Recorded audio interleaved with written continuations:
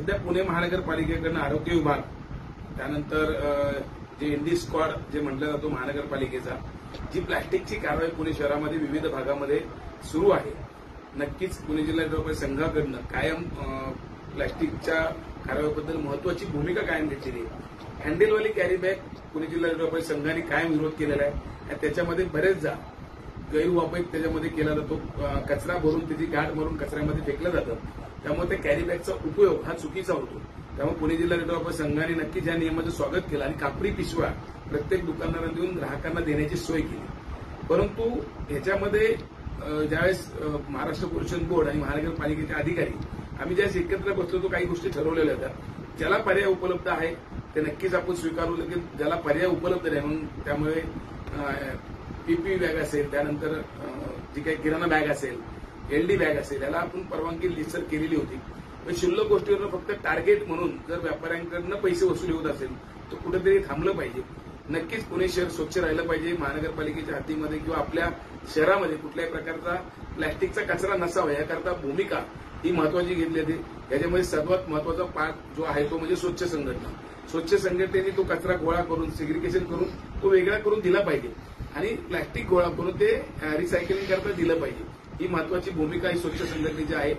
पुणे जिल्हा डेव्हलपमेंट संघाने हे नेतृत्व कायम पुढे घेतलेलं आहे आणि जो काही प्लॅस्टिकचा कचरा गोळा होतो तो गोळा करून तो रिसायकल करता देण्याचा प्रयत्न पुणे जिल्हा डेव्हलपमेंट संघ नक्कीच करतो.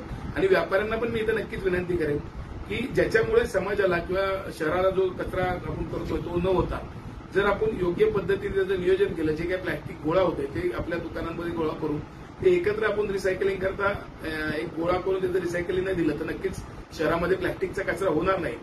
आणि शासकीय अधिकाऱ्यांना इथं विनंती करेल की टार्गेट म्हणून फक्त पावत्या पाडू नका, कारण का रस्त्यावरती बऱ्याच ठिकाणी ओपनली जी 20 मायक्रॉनची हँडलवाली कॅरी बॅग ती प्रत्येकाकडे दिसून येते.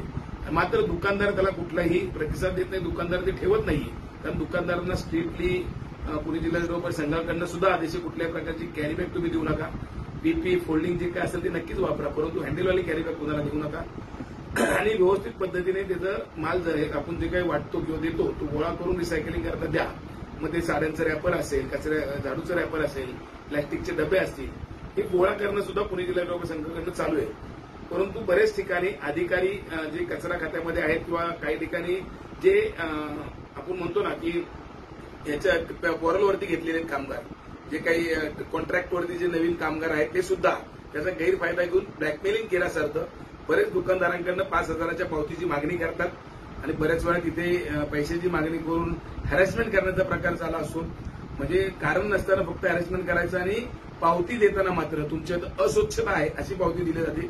दंडात्मक कारवाई प्लॅस्टिकची दाखवायची, प्लॅस्टिकच्या नावाखाली पैसे घ्यायचे आणि ती पावती देताना मात्र कचऱ्याची तुमच्या दुकानाविषयी घाण तिथे आहे अशी पावती देतात.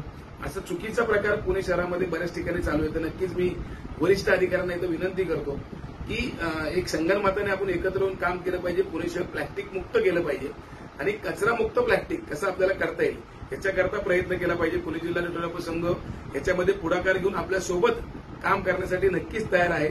आणि प्लॅस्टिकला पर्याय खरंच कागद नाही होऊ शकत, कारण का कागदाला जास्ती केमिकल वापरला तर शहर जास्ती म्हणजे झाड तोडणे होते, शहर अजून केमिकल नदीमध्ये सोडलं जातं.